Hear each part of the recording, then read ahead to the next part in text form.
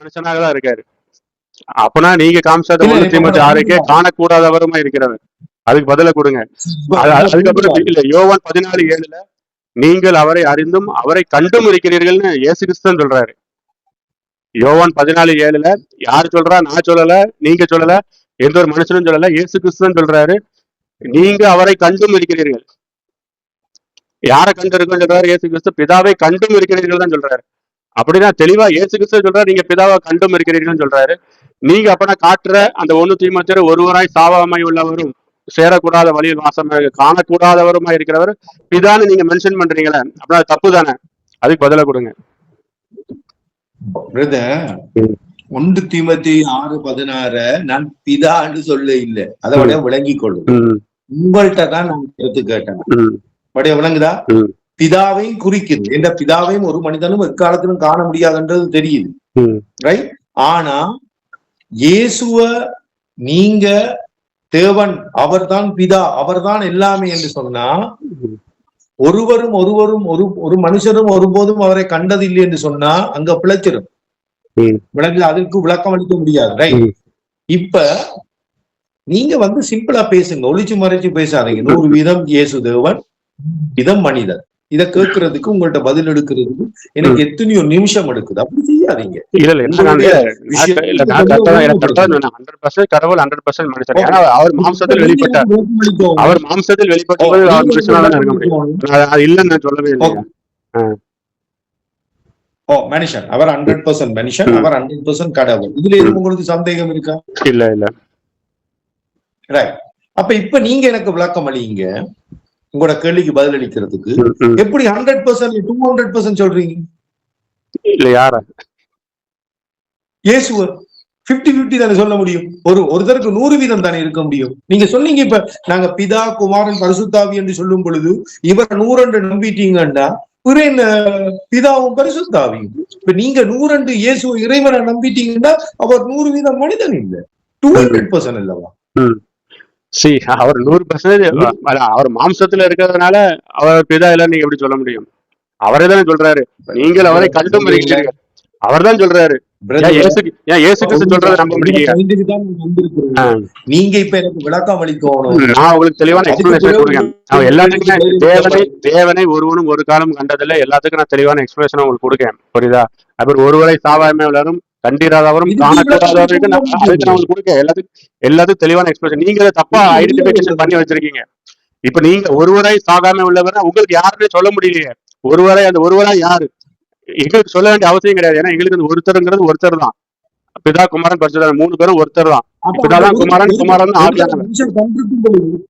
சரி, நீங்க பிரதர் நீங்க ஒரு விஷயத்த கிட்டத்தட்ட 15 தரம் சொல்றீங்க.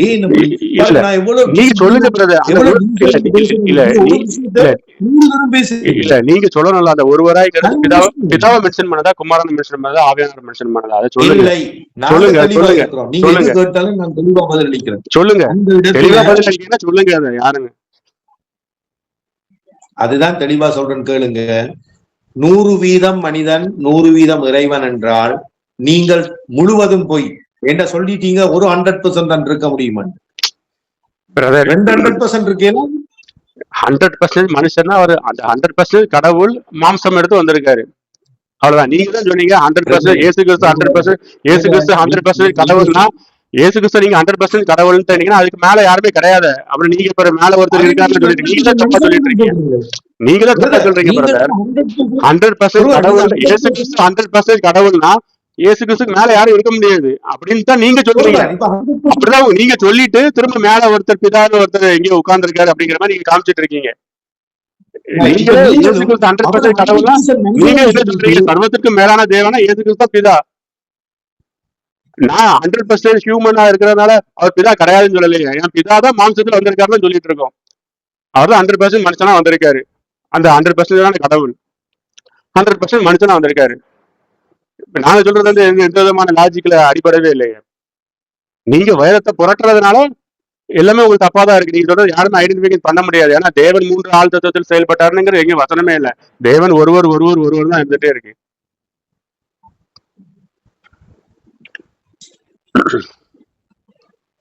நான் உங்களுக்கு தெளிவான எக்ஸ்பிளனேஷன் கொடுக்கேன். தேவனை ஒருவரும் ஒரு காலம் கண்டது இல்லைன்னா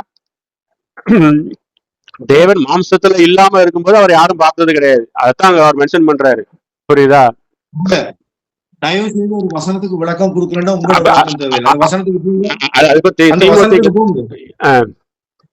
எடுங்க அந்த வசனம் சொல்லுங்க. வசனத்துக்கு போங்க, வசனத்துக்கு போய் வசனத்தை வாசிங்க. உங்களோட விளக்கம் எங்களுக்கு தேவையில்லை. இல்ல எடுங்க, யோவான் 1 யோவான் வசனத்தை எடுங்க. இல்ல தீமோத்தி 1 தீமோத்தி 6:16 எடுங்க.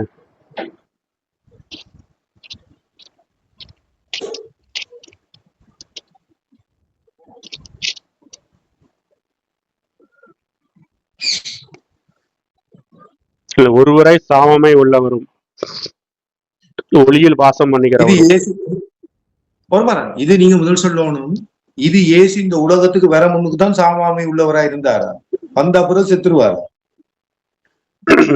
இல்ல வந்த பிறகு அவர் செத்தால சாகலையா? மரித்தேன் ஆனாலும் ஏதோ சதா காலங்கள் அந்த வசனத்தை எடுங்க. இல்ல அவர் மரிச்சிட்டாரு. மரிச்சிட்டாராமா? இதுல ஒருவரும் சாவாமை உள்ளவர் என்று சொல்லி இருக்கு. இல்ல நீங்க மரிச்சு அவர் உயிர் தெழுந்தாரா உயிர் தெழலையா? உயிர் தெழுறதுக்கு ஒருத்தன் செத்து இருக்கணுமே. நீங்க எங்க உங்களுக்கு விளக்கம் இல்லை. ஒரு மனிதன் மரித்துட்டானா அவர் மரிக்காதவர் என்று சொல்ல முடியாதுன்றது விளக்கம் இல்லை. அவர் உயிர் தெழுந்துட்டாருனால என்ன அர்த்தம்? இயேசு கிறிஸ்து அதே சரீரத்துல வந்தாரா வரலையா? இல்ல இயேசு கிறிஸ்து அதே இயேசு கிறிஸ்துவை சிலுவையில் அடித்ததுக்கு அப்புறம் தோமா இயேசு கிறிஸ்துவை அதே சரீரத்துல அப்படியே இயேசு கிறிஸ்துவ பார்த்த மாதிரி பார்த்தானா பார்க்கலையா? அதுக்கு பதில கொடுங்க. அதல்ல பதில். இயேசு முதல் மரித்தாரான்னு கேக்குறேன். நீங்க தோமாவை கண்ட இயேசு மரித்தாரா? மரிச்சு உயிர் தெழுந்துட்டாரு. அவர் யாரும் கொல்ல முடியாது. எப்ப உயிர் தெழுந்தாரு? 3ஆம் நாள் உயிர் தெழுந்தாருல. அப்ப ஒரு மனிதன் மரித்து 3ஆம் நாள் உயிர் தெழும்புறான் என்றா அந்த மரித்த அண்டைக்கும் அடுத்த நாளும் இயேசு இருந்தாரான்னு தானே கேட்கிறவங்க. அம்மா அவர் இருந்தார். அவர் ஆவியில போய் எல்லாத்துக்கும் பிரசங்கம் பண்ணாருன்னு இருக்க வசனத்துல. பாதாளத்துக்கு இறந்து எல்லாருக்கும் பிரசங்கம் கொடுத்தார். அவர் மாம்சம் தான் அவர் மாம்சம் தான் மண்ணுக்குள்ள போச்சே தவிர அவர் மரிக்கலாம் செய்யவே இல்லை. அவர் அதே மாம்சத்தை தான் எழுப்பி கொண்டு வந்துட்டாரு. பழையாட்பாட்டில் அதுக்கு முன்பதாக யாரும் மரிச்சு யாரும் உயிர் தழுந்தாங்களா? யாரும் உயிர் தரவே இல்லையா? எந்த ஒரு மனுஷனும் உயிர் தரவே இல்லை. இவர் இயேசு கிறிஸ்து வந்து முதலாவது வந்து உயிர் தழுந்து காட்டுறாரு. நீங்க போய் அவர் செத்துட்டாருன்னு இயேசு கிறிஸ்துவ பார்த்துட்டு இருந்தீங்கன்னா உங்களுக்கு எப்படி விடுதலை கிடைக்கும்? உங்களுக்கு எப்படி அற்புதம் நடக்கும்? நீங்க இயேசு கிறிஸ்து செத்துட்டாருன்னு பிரசங்கம் பண்ணிட்டு இருக்கீங்க. அப்படிதான் நீங்க பிரசங்கம் பண்றீங்க. அப்புறம் எப்படி அது உங்களுக்கு விடுதலை கிடைக்கும்? உங்களுக்கு எப்படி அற்புதம் நடக்கும்?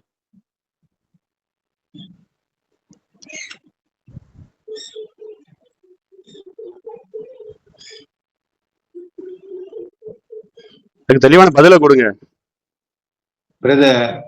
உங்களுக்கு பதில் கொடுக்குறேன்டா நீங்க பொறுமையா இருந்து கேட்கணும். நான் கேட்கிற கேள்விகளுக்கு பதில் அளிக்கணும். நீங்க கத்துறீங்க. நீங்க கமெண்ட்ல போய் வாட்ச் பாருங்க என்ன சொல்றாங்க. அமைதியா பேசுங்க. அடுத்த क्वेश्चन அதே நீங்களே நினைக்கிறீங்க பாருங்க. இந்த இடத்துல யார் கூட பேசுறதுன்னு பாருங்க. அப்ப இனி நீங்க உங்களோட வாயை மூட வச்சு 2 minutes தான் பேசணும். நல்ல வழி இல்ல. பதில் கொடுங்க. இல்ல பதில் கொடுக்க இயலாது. உங்கள்ட்ட நான் கேட்கிற ஒரு கேள்விக்கு நீங்க பதில் அளிக்கிறது இல்ல. சும்மா கடந்து போய்கொண்டே இருக்கிறேன். நான் உங்கள்ட்ட ஒரு கேள்வி கேட்டேன்னா 100% இயேசு இறைவன் என்றால் 100% இயேசு மனிதன் என்றால் 200% அல்லவா? நீங்க எனக்கு ஒரு விளக்கம் கொடுங்க. இயேசு இந்த பூமியில இருக்கிற 100% இறைவனா 100% மனிதனா?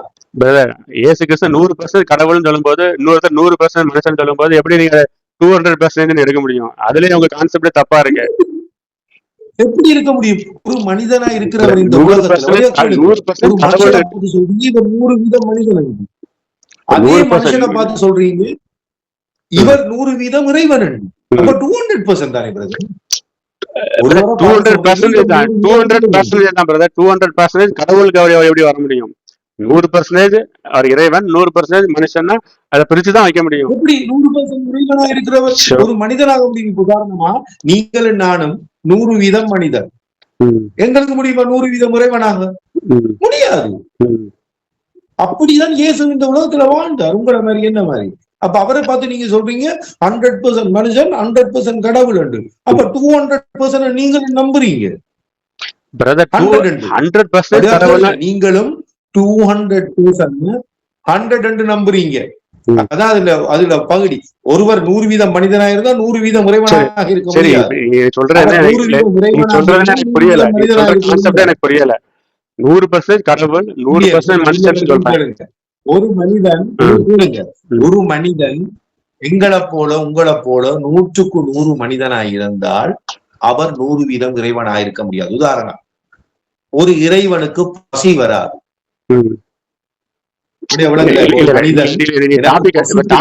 வருவோம். ஒருவரை சாவாமை உள்ளவர். நீங்க தேவனை ஒருவரும் ஒரு காலம் கண்டதில்லைன்னு சொல்லி யோவான் எழுதுறாருன்னா அது எந்த அர்த்தத்துல எழுதுறாருங்கிறது நான் சொல்றேன். யோவான் வந்து தேவனை மாம்சத்தில் ஒருவனும் ஒரு காலம் கண்டதில்லைன்னு எழுதல. தேவனை ஒரு காலம் கண்டதில்லை. அதைத்தான் இந்த வசனம் சொல்லுது. ஒருவராய் சேவாய் முறையும் ஒளியில் வாசம் பண்ணிக்கிறவரும். அவரை மாம்சத்துலதான் எல்லாரும் பார்த்திருக்காங்க. மாம்சமா இல்லாத போது அவரை யாரும் பார்த்ததே கிடையாது. அதைத்தான் அந்த 1 தீமோத்தேயு 6:16 வந்து மென்ஷன் பண்ணுது.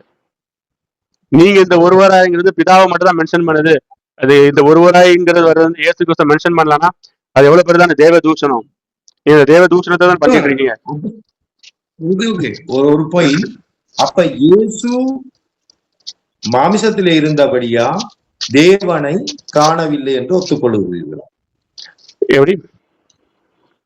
இப்ப இயேசு மாமிசத்திலான இந்த உலகத்துல இருந்தாரு, மனுஷன் மாமிசத்துல. ஆமா. அதனால தேவனை ஒருவரும் ஒருபோதும் கண்டதில்லை என்றா தேவனையே காண இல்லை ஒரு மனிதனும் என்ற முடிவுக்கு நீங்க வாரீங்களா? அந்த அர்த்தம் அவர் தானங்க தேவன். அவரு தேவன் பேர் இன்னொரு தேவன் பார்க்கணுமா? நீங்க தான் 2 தேவன் 3 தேவன் ஏன் போட்டு குழப்பறீங்க மக்களை? பைபிள் எவ்வளவு தெளிவா அவர் ஒருத்தர் தான், அந்த ஒரே தேவன் தான் மாம்சத்துல வந்திருக்காரு. எல்லாமே கிளியரா இருக்கு. ஏன் இன்னொருத்தர் இருக்காரு என்னை அறிந்தீர்களா? என்னை அறிந்தீர்களா பிதாவையும் அறிந்தீர்கள். முழு மனிதனும் ஒருபோதும் கண்டதில்லை என்று எழுதி இருக்கு. சரி, இப்போ யூதால 25வது வசனம் முதல் இது, தாம் ஒருவரே ஞானம் உள்ளவராகிய நம்முடைய இரட்சகரான தேவனுக்கு கனமும் மகத்துவமும் வல்லமையும் அதிகாரம் இப்பொழுதும் எப்பொழுதும் உண்டாவதாக. ஆமென். இந்த இடத்துலயாவது தாம் ஒருவருங்கிறது யாரை மென்ஷன் பண்ணுதுன்னு சொல்லுங்க.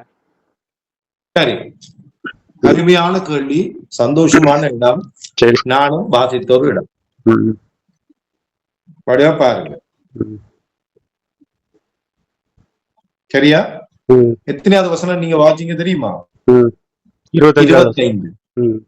ஓகே, நான் 20, 21, 25க்கு வரப்போறேன்.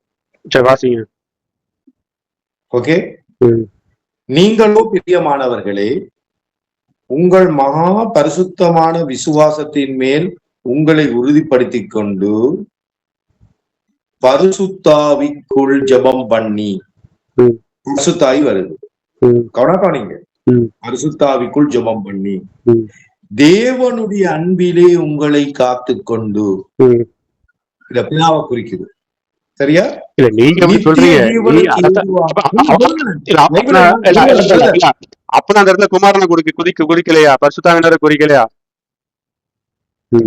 பிரதர், நான் கதைச்சு முடியும் வரை உங்களால அமைதியா இருந்தா முடியும் தான் பதில வாசிப்பேன். நீங்க பேசுறது பாருங்க, நான் எவ்வளவு டிசிப்ளின் டிசிப்ளின் கூட இல்லை. தேவனுடைய அன்பிலே உங்களை காத்து கொண்டு, இது பிதாவை குறிக்குது, நான் தெளிவா சொல்றேன். அடுத்தது சொல்லுது, நித்திய ஜீவனுக்கு ஏதுவாக நம்முடைய கர்த்தராகிய இயேசு கிறிஸ்துவினுடைய இரக்கத்தை பெற காத்திருக்கிறீர்கள். ஆகையால 20, 21 வேதாகம் தெளிவாக பரிசுத்தாவியை, பிதாவாகிய தேவனை, கர்த்தராகிய இயேசு கிறிஸ்துவை மூன்றையும் குறிக்கிறது. யூதாவும் பரிசுத்தாவியையும் பிதாவையும் தேவனையும் நம்புகிறார். எவ்வளவு கிளியர் பாருங்க வேதாகம். எனக்கு சொல்றது நீ புரியல பிரதர். தேவனுடைய அன்பிலே அப்படின்னு சொல்றீங்க. அப்ப நீங்க இந்த இடத்துல தேவனுடைய பிதாவை நீங்க தேவனுடைய அன்புக்கு மட்டும் வராதுங்க. மேல 20, 21 பரிசுத்தாவி வருது, தேவன் வாராரு, கர்த்தராகிய இயேசு கிறிஸ்து வாராரு. இல்ல, எல்லாமே தேவன் தான், அந்த ஒரே தேவன் தான். நீங்க ஏன் வேற வேற அவர் அது உங்க கருத்து. என் கருத்து கிடையாது பிரதர். இல்ல, என் கருத்து கிடையாது பிரதர். வேதத்துடைய கருத்து தான். ஏன்னா அப்படியே வாசிங்க. நீ சொல்றது எல்லாத்தையும் வாசிட்டு வரேன். நீங்களோ பிரியமானவர்களே உங்கள் மகா பரிசுத்தமான விசுவாசத்தின் மேல் உங்களை உறுதிப்படுத்திக் கொண்டு பரிசுத்த ஆவிக்குள் ஜெபம் பண்ணி தேவனுடைய அன்பிலே பரிசுத்த ஆவியானவர் தான் தேவன், தேவனுடைய அன்பிலே உங்களை காத்து கொண்டு நித்திய ஜீவனுக்கு ஏதுவாக நம்முடைய கர்த்தராக இயேசு கிறிஸ்துவனுடைய இரக்கத்தை பெற காத்திருங்கள்.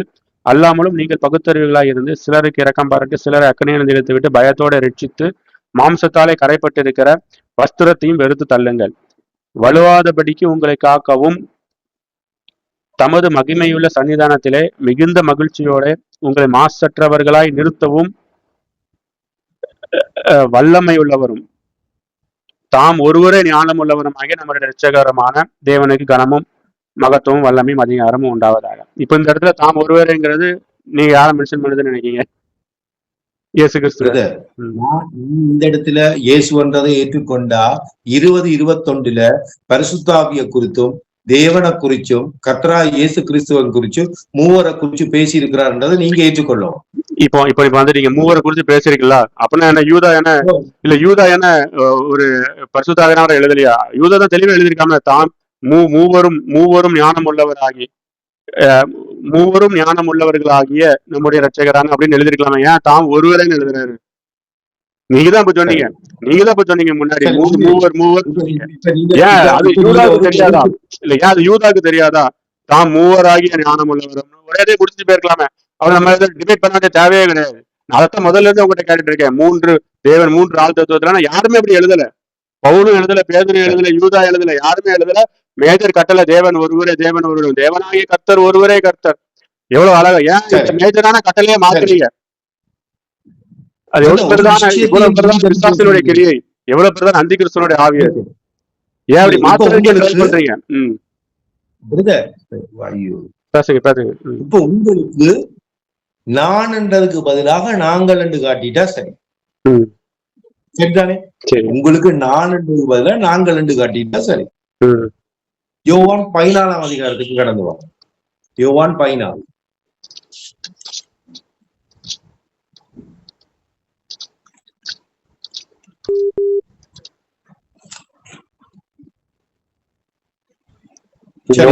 யோவான் 14 21 வாசிக்கிறேன்.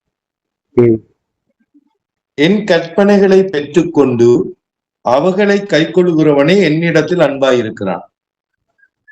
என்னிடத்தில் அன்பாயிருக்கிறான், ரைட்? என்னிடத்தில் அன்பாயிருக்கிறவன் என் பிதாவுக்கு அன்பாயிருப்பான். நானும் அவனில் அன்பாயிருந்து அவனுக்கு என்னை வெளிப்படுத்துவேன் என்றார். அதுக்கு பிறகு நாங்க 22 வேணுமெண்டா வாசிப்போம். எதுக்கு அதையும் வாசிப்போம். இஸ்காரியோத்தல்லாத யூதா என்பவன் அவரை நோக்கி, ஆண்டவரே, உலகத்துக்கு உண்மை வெளிப்படுத்தாமல் எங்களுக்கு உண்மை வெளிப்படுத்த போகிற காரணம் என்னன்றான். இயேசு அவனுக்கு பிரதியுத்தரமாக, ஒருவன் என்னில் அன்பாயிருந்தால் அவன் என் வசனத்தை கைக்கொள்வான், அவனிடத்தில் என் பிதா அன்பாயிருப்பார், நாங்கள் அவனிடத்தில் வந்து அவனோடு வாசம் பண்ணுவோம். இந்த வசனம் வாசிருக்கேன். இல்ல இயேசு அவனுக்கு பிரதியுத்தரமாக, ஒருவன் என்னில் அன்பாயிருந்தால் அவன் என் வசனத்தை கைவான், அவனில் என் பிதா அன்பாயிருப்பார். நாங்கள் இப்ப இந்த இடத்துல நீ நாங்கள் இந்த ஒரு வசனத்தை மட்டும் தான் நாங்கள்னு வருது. நீங்க அந்த வசனத்தை காட்டுவீங்கன்னு தெரியும். கொஞ்சம் கேளுங்க. வேதாகமத்துல பல இடங்கள்ல இல்ல இந்த இடத்துல காட்ட முடியல. இல்ல இந்த இடத்துல நாங்கள்ங்கிறத நீங்க எப்படி மென்ஷன் பண்றீங்க?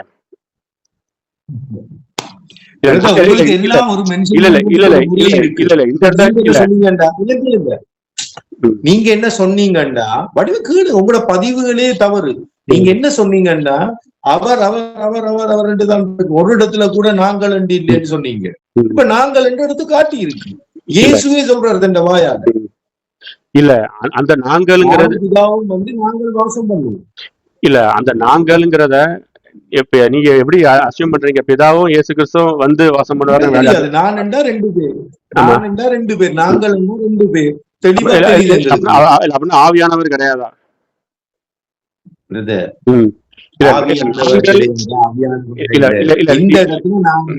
இல்ல நாங்கள் இல்ல இந்த இடத்துல நாங்கள்ங்கிறது நீங்க எப்படி பிதாவும் இயேசு கிறிஸ்துவ தான் ரெண்டு பேரும் வந்து நாங்கள்னு சொல்றாருங்க. நீங்க அதை எப்படி அசீவ் பண்றீங்க? வேற யாரு கூட இருக்கலாமே. இல்ல ம். சீசர்கள் கூட இருக்கலாம், இல்ல அவருடைய சீசர்கள் கூட இருக்கலாம், அவருடைய பிள்ளைகள் இருக்கலாம், எல்லாருமே இருக்கலாம். நாங்கள் வந்து அவனோட வாசம் பண்ணுவோம். இல்ல வடிவா நீங்க நல்ல நீங்க இப்படி பதிய வைக்கிறத பாக்குறவங்களுக்கு விளங்கு நீங்க எவ்வளவு வேதத்தை புரட்டுறீங்க. வேதத்தை நான் புரட்டவே இல்லை பிரதர். இந்த இடத்துல இந்த இடத்துல நாங்கள்ங்கிறது நீங்க எப்படி இயேசு கிறிஸ்துவும் பிதாவும் வந்திருக்காங்கிறது எப்படி நீங்க சொல்றீங்க? ஏன்னா நீங்க தான் இல்ல இல்ல பிரதர், நீங்க தான் சொல்றீங்க பிதாவை ஒருவரும் ஒரு காலம் கண்டதில்லை, இயேசு கிறிஸ்து மட்டும் தான் கண்டிருக்காங்கன்னு சொல்றீங்க. அப்படின்னா அந்த இடத்துல எப்படி வருவாங்க? இயேசு கிறிஸ்து மட்டும் தானே பாத்திருக்காங்க. எங்கேயுமே ஒரு விஷயத்த கதைச்சு கொண்டு இருக்கும் பொழுது ஒரு வார்த்தைக்கு விளக்கம் இதுக்கு நீங்க விளக்கம் கொடுத்தா பிறகு அந்த கேள்வி என்னட்ட கேளுங்க, நான் விளக்கம் அளிக்கிறேன். நான் உங்களை மாதிரி விளக்கம் அளிக்காம ஒவ்வொரு நேரம் ஒவ்வொரு விதமா கதைக்க இந்த வசனத்துல சொல்றது கேளுங்க. இந்த வசனத்தை பேசுறது யாரு? நீங்களே சொல்லுங்க. இந்த வசனத்தை பேசுறது யாரு? இந்த வசனத்தை பேசுறது இயேசு கிறிஸ்து. இயேசு கிறிஸ்து எப்பவும் பேசுறாரு? உயிரோடு இந்த பூமியில மாம்சத்துல அவர் இருக்கும்போது பேசுறாரு, அப்படிதானே? இப்போ இப்போ இப்போ இப்போ உங்களுடைய கருத்துப்படி பார்த்தா பிதா வந்து மாம்சத்துல வரல, அப்படிதானே? சொல்றதை கேளுங்க. அப்படின்னா அங்க இருக்கிறது இயேசு கிறிஸ்து மட்டும்தான் இருக்காரு. உங்க கருத்துப்படி பார்த்தா பிதாவே மாம்சத்துல வரலையே. அப்படின்னா இப்படி ரெண்டு நபரா இருக்க முடியும். ரெண்டு நபர் எப்படி போய் அங்க போய் வாசம் பண்ண முடியும்? அப்படின்னா அந்த இடத்துல அவர் வேற யாராவது மென்ஷன் பண்றாரு.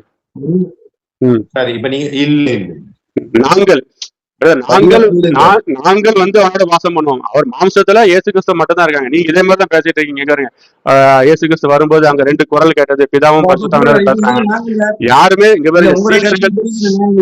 இல்ல சீஷர்கள் யாருமே நீங்க சொல்ற மாதிரி யாராவது ஒருத்தர் கடவுளை, நீங்க தான் சொன்னீங்க 3 ஆள் தத்துவத்துல இருக்காரு. எந்த ஒரு சீடராவது கடவுளை 3 ஆள் தத்துவத்துல பாத்துருக்காங்களா கண்ணால? அதுக்கு பதில் கொடுங்க. இதுல நீங்க நாங்கள்ன்றதுக்கு விளக்கம் அளிக்காம நான் அடுத்த கேள்விக்கு போக மாட்டேன். இதுல நாங்கள்ன்றது யாரை குறிக்குது? நீங்க நாங்கள்னு யாரை மென்ஷன் பண்றீங்கன்னா இயேசு கிறிஸ்துவும் பிதாவும் மென்ஷன் பண்றீங்க, அப்படிதானே? நான் பிரதர் ஏன் எந்த மென்ஷனை கேக்குறீங்க? வேதத்து தமிழ்ல இருக்கு, அப்படி மென்ஷன் பண்ணுதுன்னு நீங்க சொல்றீங்க. நான் என்ன கேள்வி கேட்கறேன்னா, இயேசு கிறிஸ்து மட்டும்தான் மாம்சத்துல நபரா இருக்காரு. பிதா வந்து நீங்க தான் சொல்றீங்க பிதா மாம்சத்துல வரல. அப்படின்னா அங்க ஒருத்தர் தானே இருக்காரு. எப்படி அங்க நாங்கள்னு சொல்றாரு? அப்படின்னா நாங்களுக்கு வேற யாராவது சொல்றாரு. சரி, இப்ப நீங்க அதை கேள்வி கேட்டீங்க, பார்த்து சொல்றேன். இதுல இயேசு வந்து மாமிசத்துக்குள்ள அவனுக்குள்ள வாசம் பண்ண முடியாது. எப்படி வாசம் பண்றது? மாமிச ரீதியாக ஒரு தேவன் வந்து எப்படி ஒரு மனுஷனுக்குள்ள வாசம் பண்றது? ஆவியத்தான் வாசம் பண்ணீங்க, அவனுக்குள் வாசம் பண்றதை குறிச்சு பேசிக் கொண்டிருக்கிற நீங்க வேதத்தை படிக்கிறீங்க இல்லையே. உங்களோட கொள்கை எங்கேயோ படிச்சுட்டு வந்து அதை நிரூபிக்கிறதுக்காக எல்லா வேத வசனங்களையும் உங்களுக்கு ஏற்ற மாதிரி நீங்க விளக்கம் கொடுக்க. வாசம் பண்றதுங்கிறது அதெல்லாம் மீனிங் கிடையாது. வாசம் பண்றதுன்னா உடனே உள்ள போய் ரெண்டு பேர் கூடனாலே அங்க வாசம் பண்ணுவாங்க. வாசம் பண்றதுன்னா என்னது? 1 செகண்ட், நான் அதை உங்களுக்கு ஒரு வேணுமெண்டா இங்கிலீஷ் பைபிள்லயும் வாசிப்பேன். அப்ப அது இன்னும் கிளியர் ஆகும். ஆமா, இன்னும் அது உங்களுக்கு கிளியர் ஆயிடும். ஏண்டா தமிழ்ல நீங்க அதை வாசிக்கிறதால உங்களுக்கு விளக்கம் இல்லையோ தெரியல. Jesus answered and said to him, if anyone loves me, he will keep my word, right? And my Father will love him. We will come to him and make our home with him. அப்ப நான் கர்த்தராய் இயேசு கிறிஸ்துவோ பிதாவோ ஒரு பக்கம் வைங்க. உங்களுக்கு அந்த நம்பிக்கை இல்லையே? கர்த்தராய் இயேசு கிறிஸ்து இன்றைக்கு எங்கள் உள்ளாருக்குள்ளே வாசமா இருக்கிறார், மாமிசத்துக்கு கூடாது. சரி, இல்ல நாங்க வந்து என்ன சொல்றோம்னா, இப்ப நாங்கள்ங்கிறது வந்து அவர் வந்து அவர் நினைச்சா அவர் எத்தனை தன்மையினால அவரை காட்ட முடியும், புரியுதா? நீங்க என்ன சொல்றீங்கன்னா, இந்த நாங்கள்ங்கிறது வந்து அவர் கிடையாதுன்னு சொல்றீங்களா? இப்ப அங்கதான் அந்த பிரச்சனை வருது. இப்ப நாங்கள்ங்கிறது எதை மென்ஷன் பண்ணுது? கடவுள் வந்து ஒரு மில்லியன்ஸா வந்தாலும் அவர் தான் இவர், அதைத்தான் மென்ஷன் பண்ணுது. புரியுதா? நீங்க வந்து இவர் அவர் கிடையாதுன்னு, இவர் அவர் கிடையாது நாங்கள் வந்தாலுமே இவர் தான் அவர். அதைத்தான் மென்ஷன் பண்ணுது. அதைத்தான் நீங்க எடுங்க, ஆதியாகமம் 1:26 எடுங்க. அந்த கேள்வி கேட்டுருங்க. நான் வாசிக்க போறது இல்ல. நீங்க சொன்ன வசனத்தை நான் எடுத்துட்டேன். நீங்க சொன்ன வசனத்தை நான் எடுத்துட்டேன். நான் சொன்ன வசனத்தை நீங்க எடுங்க. அதையும் எடுக்க முடியுங்க. பயப்படுறீங்களா? இல்ல, பிரியோசனம் இல்ல. இல்ல நான் சொன்ன வசனத்தை நீங்க எடுங்க. 1:26 இங்க பாருங்க.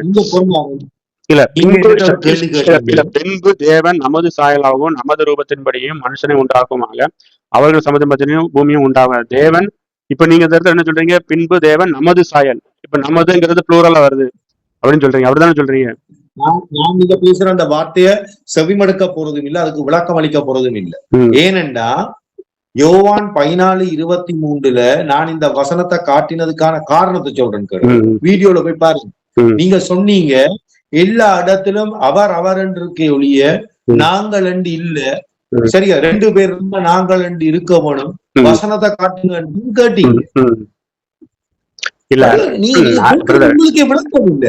வந்து எவ்வளவு தூரத்துக்கு வேதத்தை புரட்டுறீங்க, நீங்க எவ்வளவு தூரத்துக்கு வேதத்தை புரட்டுறீங்கிறது நான் அந்த வீடியோல எக்ஸ்பிளனேஷன் கொடுக்கேன். அந்த இடத்துல அந்த இடத்துல நாங்கள்ங்கிறது வர்றது தேவத்துவத்துக்குள்ள இதே கிடையாது. ஏன்னா தேவத்துவத்துக்குள்ள வசனம் எது? தேவத்துக்குள்ள வசனம் எது? கற்பனை எது? பிரதான கற்பனை எது? தேவன் ஒருவரு, தேவனாகிய கர்த்தர் ஒருவரே. அதுதான் பிரதான கற்பனை. நீங்க அந்த இடத்துல அதுக்குள்ள வசனமே கிடையாது.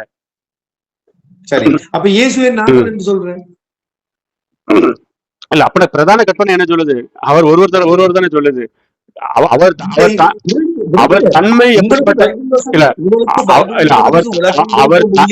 அவர் தன்மை எப்படிப்பட்டதுங்கிறத எக்ஸ்பிளனேஷன் கொடுக்கறதா பிரதான கற்பனை. தேவனாய கர்த்தர் ஒருவரே, தேவன் ஒருவரே. நீங்க காட்டுற வசனம் வந்து அவர் தன்மை, நீங்க காட்டுற வசனம் வந்து அவர் தன்மை குறித்த வாசனையே கிடையாது. நாங்கள் வந்து வாசம் பண்ணுவோங்கிறது அதை நம்ம எப்படினாலும் இன்டர்பிரேஷன் பண்ணலாம். அவர் டைரக்டா சொல்லிட்டாரு. நீங்க சொல்ற நீங்க நான் என்ன கேட்கறேன்னா, தேவன் 3 இருக்காருன்னா ஒரே வசனம் தான். தேவன் 3 இருக்கிறார், தேவன் 3 ஆள் தத்துவமாய் செயல்பட்டு இருக்கிறார். ஏன் பவுல் எழுதல? நீங்க ஒரே ஒரு வசனத்தை எடுத்து வச்சுட்டு நாங்கள்ங்கிறது அந்த வசனம் தேவன் பன்மையா இருக்கிறார் அப்படின்னு இருந்துச்சுன்னா கூட நீங்க சொல்றதை அக்செப்ட் பண்ணிடுவேன். ஆனா நாங்கள் வந்து வாசம் பண்ணணும் இந்த வசனத்தெல்லாம் வந்து தேவத்துவத்துக்குள்ள அதை எப்படி எடுக்க முடியும்? தேவத்துவத்து அவருடைய தன்மைக்கெல்லாம் இந்த வசனத்தை நம்ம எடுக்க முடியாது. ஏன்னா மத்த எல்லா வசனமே பாருங்க, எல்லாத்துலயும் அவர் அவர் அவர் தான் வரும். எங்கேயுமே வந்து நாங்கள் நான் உனக்கு போதித்து உனக்கு வழி நடத்துவேன் தான் இருக்கு. நாங்கள் போதித்து வழி நடத்துவேன் கிடையாது. இல்ல, அதுல வேற வசனத்துல ஆழம் இருக்கும். ஆழத்துக்கு எக்ஸ்பிளனேஷன்லாம் நான் நெக்ஸ்ட் வீடியோல வேணா கொடுக்கேன். நான் உங்களுக்கு ஒன்று சொல்லட்டா? இப்போ நேற்று கதைக்கு 1 யோவான் 4:12க்கும் நெக்ஸ்ட் வீடியோ. இப்போ ஒண்ணுமே இல்ல, ஆவியானவர் இல்ல. இப்ப நீங்க ஆவியானவரை இப்ப நான் என்ன கேட்கறேன்னா, சீடர்கள் எங்கேயுமே வந்து அவரை 3 பார்க்கவே இல்லையே. இயேசு கிறிஸ்து மட்டும்தான் எல்லாருமே பார்த்தாங்க. நீங்க தான் சொன்னீங்க பிதாவை யாரும் பார்க்கல, ஆவியானவர் யாரும் பார்க்கல, இயேசு கிறிஸ்து மட்டும் தானே பார்த்தாங்க. அப்பனா அவர் ஒரே நபரா தானே இருக்காரு. அவர் இந்த பூலோகத்துக்கு வரையில இயேசு கிறிஸ்து என்றவர் ஒரு நபர் தானே. அதுல எந்த மாற்று கருத்தும் இல்லையே. பிதாவானவர் வேறொரு நபர் என்றும் தாவியானவர் வேறொரு நபர் என்று நாங்க தெளிவா சொல்றோமே. அதனால இயேசு ஒரு நபரைத்தான் அவர்கள் பார்த்தார்கள். அதுல எந்த மாற்று கருத்தும் இல்லை. அதனாலதான் இயேசு யோவான் 6:44 சொல்றார், பிதாவை ஒருபோதும். அப்படின்னா பிதாவும் ஒரு நபரா பக்கத்துல 2 நபரா இருந்தா தானே அங்க போய் வாசம் பண்ணுவோம், நாங்கள் வாசம் பண்ணுவோம்னு சொல்லணும். அப்படின்னா அந்த இடத்துல அவர் பிதாவே மென்ஷன் பண்ணல, வேற யாரையும் மென்ஷன் பண்றாருன்னு அர்த்தம். நீங்க சொல்றபடி பிதா ஒருத்தராகவும்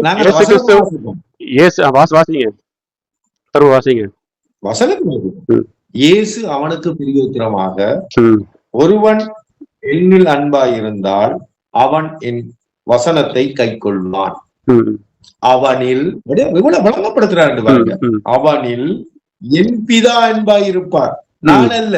சரி, இதுல அவர் சொல்றாரு என்னுடைய பிதா. ரைட், இதுல அவர் சொல்றாரு என்னுடைய வசனத்தை நீ கை கொண்டா என்னுடைய பிதா அவனில் அன்பாயிருப்பார். என் பிதா இயேசு சொல்றார், தன்னை அல்ல, என்னுடைய பிதா அன்பாயிருப்பார். இயேசு கிறிஸ்துக்கு பிதா யாரும் தெரியும்? உங்களுக்கு பிதா யாரும் தெரியுமா?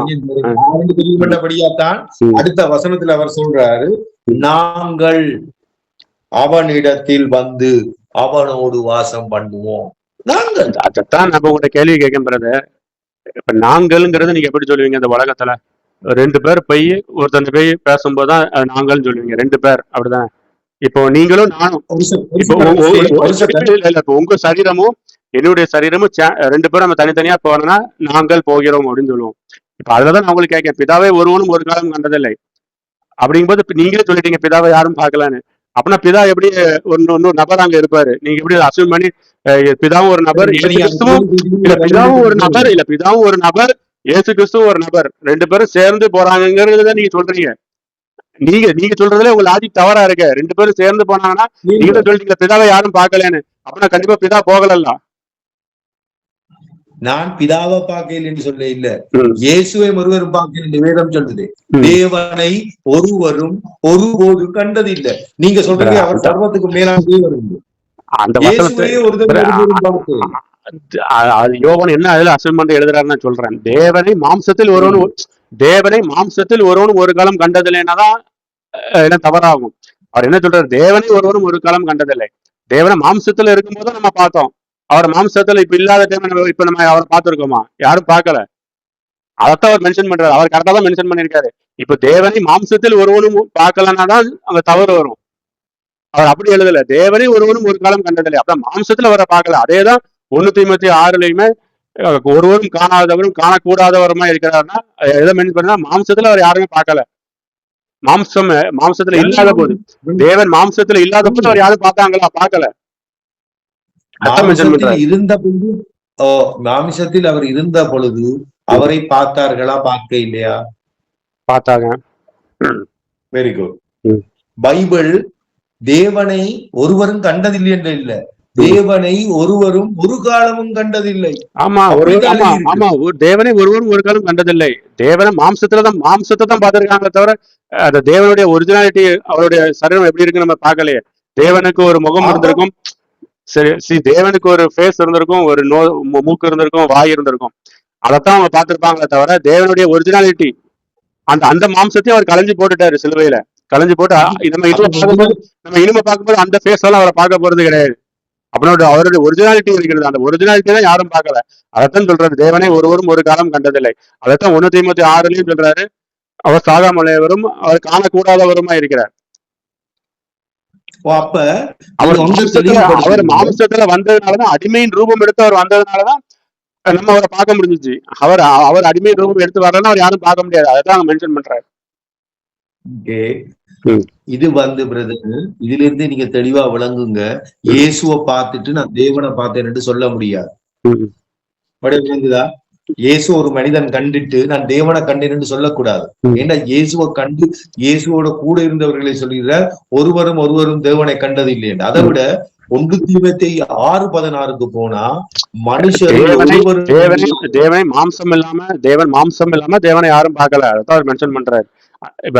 ஏன்னா இப்ப தேவனாகிய கர்த்தர், நீங்க கர்த்தர்னா எதை மென்ஷன் பண்றீங்க? கர்த்தர்னா நீங்க என்ன நினைக்கீங்க? கர்த்தர் என்றால் பிதாவையும் குறிக்கும், கர்த்தரா இயேசு கிறிஸ்துவை குறிக்கும். நான் அதான் மீன் பண்ணல பிரதர். கர்த்தருங்கிற நேம் எதனால அவருக்கு வந்துச்சு அதை சொல்லுங்க. ஏன்னா யாத்திராமத்துல வரைக்கும் ஃபர்ஸ்ட் 2-3 அதிகாரத்துல வரைக்கும் தேவன் மோசையோட பேசினது. அதுக்கப்புறம் தான் தேவனாகிய கர்த்தர்னு அவரை வெளிப்படுத்துறாரு. அந்த கடவுள் தான் மோசையில வந்து வெளிப்படுத்துறாரு. ஏன் திடீர்னு கர்த்தர்னு வெளிப்படுத்துறாரு? அதுக்கு பதில கொடுங்க. அதுக்கு முன்னுக்கு நீங்க பதில கொடுக்கணும். இயேசு கிறிஸ்து மனிதனாய் வந்தா பிறகுதான் இந்த உலகத்துல நீங்கள் இயேசு என்று சொல்லலாம். பழைய ஏற்பாட்டின் காலத்தில் இருந்தால் நீங்கள் தேவனை எப்படி அழைத்திருப்பீர்கள்? ஆபிரகாம், ஈசாக், யாக்கோபு எப்படி அவர்கள் ரட்சிக்கப்பட்டார்கள்? இயேசு சொல்லி சொல்லுங்க. நீங்க திரும்ப சொல்லுங்க. எப்படி திரும்ப சொல்லுங்க. பழைய ஏற்பாட்டில் இருந்த பரிசுத்தவான்கள் ஆபிரகாம், ஈசாக், யாக்கோபு, தாவீது, மோசே இவர்கள் எந்த நாமத்தை கர்த்தருக்கு சொல்லி ரட்சிக்கப்பட்டாங்க? சொல்லுங்க, எந்த நாமத்தை சொன்னாங்க? இயேசுன்னு சொல்ல இல்ல, இயேசு கிறிஸ்துன்னு சொல்ல இல்ல. அவங்களுக்கு அப்ப தெரியாது இல்ல, அவங்களுக்கு அப்பதான் தெரியும். அவங்களுக்கு தெரியாது இல்ல, அவங்க தெரியும். கர்த்தருங்கிறது தெரியும், மோசைக்கும் தெரியும். கர்த்தர்னா என்ன அர்த்தம்னா, நான் சொல்றேன், அவங்க எக்ஸ்பிளேஷன் கொடுங்க. கர்த்தர்னா ஏன் மோசைட்டு முதல்ல தேவன் பேசுறாரு, அதுக்கப்புறம் தேவனாகிய கர்த்தர். நீங்க என்ன சொல்றீங்க? அந்த தேவன் வேற, தேவனாகிய கர்த்தர் வேற அப்படிதானே சொல்றீங்க. இல்ல நீங்க என்ன சொல்றீங்க? நீங்க என்ன சொல்றீங்க அப்படின்னா? தேவனாகிய கர்த்தர் என்று இயேசு கிறிஸ்துவுக்கும் சொல்லப்பட்டிருக்கு, பிதாவுக்கும் திரும்ப சொல்லப்பட்டிருக்கு. திரும்ப குழப்பாதீங்க பிரதர். தேவன் மென்ஷன் பண்றாரு, திரும்ப வந்து தேவனாகிய கர்த்தர்னு மென்ஷன் பண்றாரு. இப்ப நீங்க தேவன்ங்கிறது பிதாவை மீன் பண்றீங்க. நான் கேட்ட கேள்விக்கு பதில் சொல்லுங்க. பழைய ஏற்பாட்டில் இருந்த பரிசுத்தவான்கள் எந்த நாமத்தை சொல்லி ரட்சிக்கப்பட்டார்கள்? இல்ல, அவங்க விசுவாசத்தோட கர்த்தருடைய நாமத்தை தொழுது கொண்டார்கள்.